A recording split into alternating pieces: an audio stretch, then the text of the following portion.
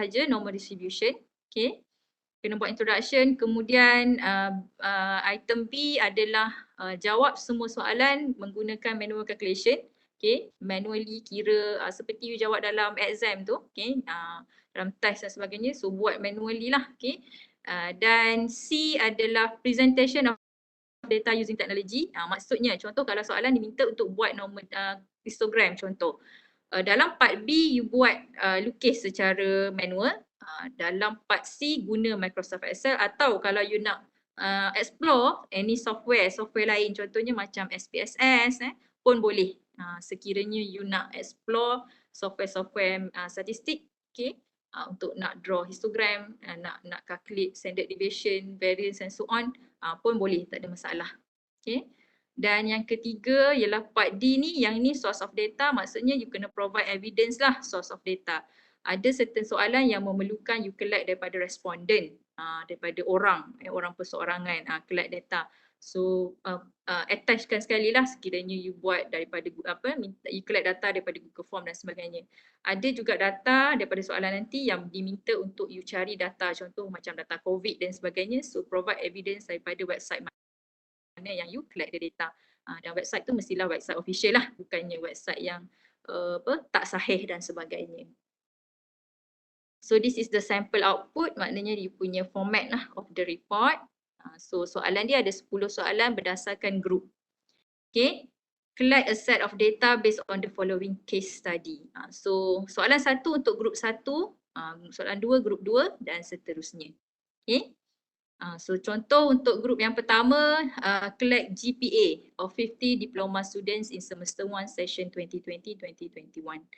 So nak collect data ni yang kena kreatif lah menggunakan digital skill tadi. Sama ada you nak guna, boleh gunalah any method yang ada, teknologi yang ada, ataupun you nak create Google, paling simple buat Google Form kan, you distribute the link dan minta student diploma, mana-manalah student diploma UNIZA, at least 50 data kita nak, okay, dan nanti provide evidence of Google Form tu dalam part D dalam report nanti. Okay, so samalah yang lain pun. Sekiranya tak jelas mengenai data nanti, boleh tanya saya lah untuk pengesahan. So daripada data yang you collect ni, ada beberapa perkara lah yang you kena buat, iaitu yang pertama, present your data, raw data in a table. Dah dapat data tadi, presentkan dalam bentuk table. Compute mean and standard deviation. So ni mean and standard deviation, manually calculate. Okay, salah satu cara kena buat manually. Yang kedua ialah guna Excel tadi untuk calculate mean dan standard deviation. Dan juga untuk soalan C, determine if the data are approximately normally distributed. Maksudnya nak check normality of the data tadi. Basically saya minta 50 data lah, lebih kurang 50 hingga ke, kalau data yang kena collect maksimum 50 kebanyakannya, 50. Yang ni pun 50. Okay. Kalau data COVID ni dalam jangka masa 3 bulan macam tu, sebab you just ambil daripada website, tapi kena website yang official dalam 90 data kot, January, February and March, dalam 90 data. Okay. So check normality of the data masing-masing menggunakan histogram. Okay, so histogram ni boleh guna Excel juga, right? Kalau macam PI of skewness, yang ni dalam Excel tak adalah. Okay, memang kena calculate manual sahaja. Sama juga untuk outliers, pun sama, calculate manual. Okay. Kemudian soalan D, E dan F, yang ni jawab soalan je lah. Okay. Yang ni tak perlu guna Excel lah, sebab ni memerlukan kefahaman awak untuk jawab ni.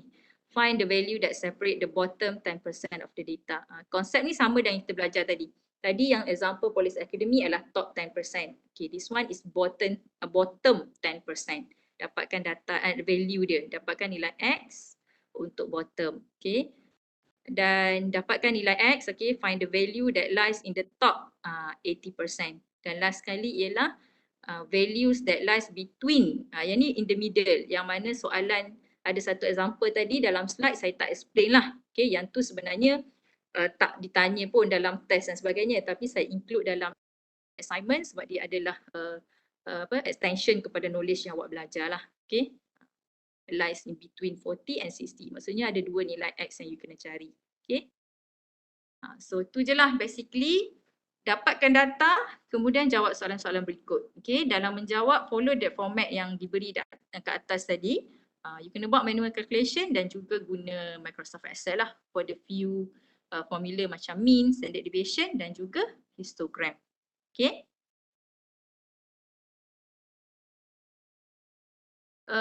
Okay, so untuk manual calculation, so ni diberi markah ni, so untuk setiap soalan ni ada markah dia untuk manual calculation.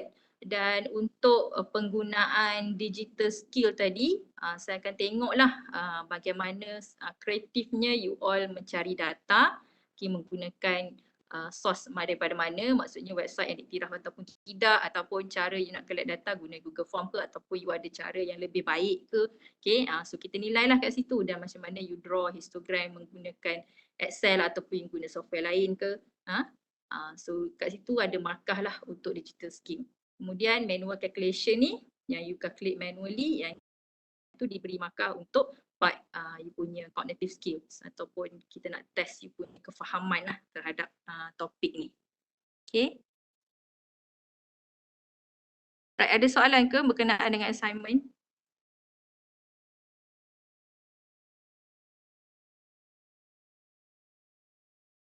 Okay, due date of assignment adalah pada 11 Jun Ada lebih kurang dalam 3 minggu lagi kot 1, 2, 3 minggu lagi untuk you siapkan assignment.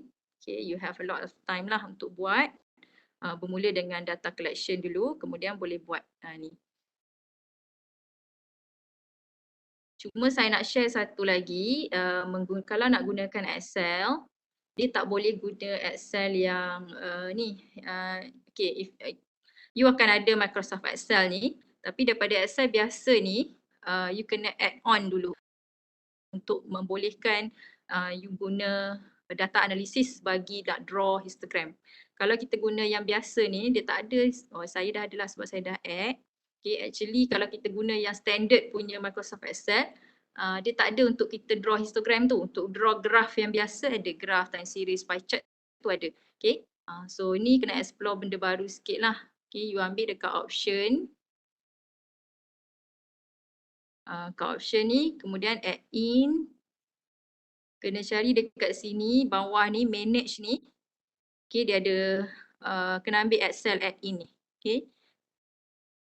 Kemudian you tekan go. Okay, you ambil Excel add in, tekan go.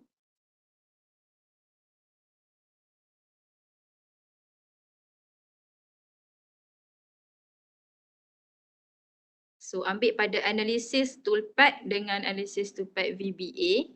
Select OK.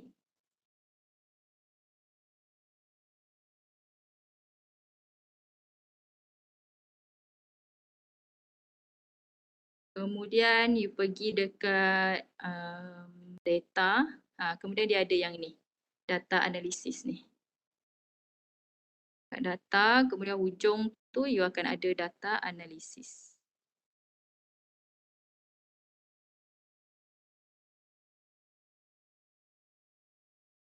Okay, so dalam data analysis ni lah dia ada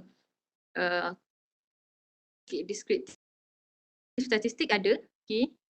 So boleh explore ni. Actually descriptive statistik ni tak silap saya dalam ni pun dia dah boleh calculate mean and standard deviation. Mean, variance, standard deviation pun ada. So you kena explore lah macam mana nak guna tools ni. Okay. Kemudian kita ada kat sini histogram juga. Okay. Ini saya tunjukkan je yang ada tools dia. So how to use it, you kena study sikit lah. Kat Google banyak ni, YouTube, cari YouTube video macam mana nak guna ni. Kalau nak buat histogram, so kena masukkan input range tu apa, output range tu apa, okay. So this one adalah you punya kerja lah, macam mana nak explore.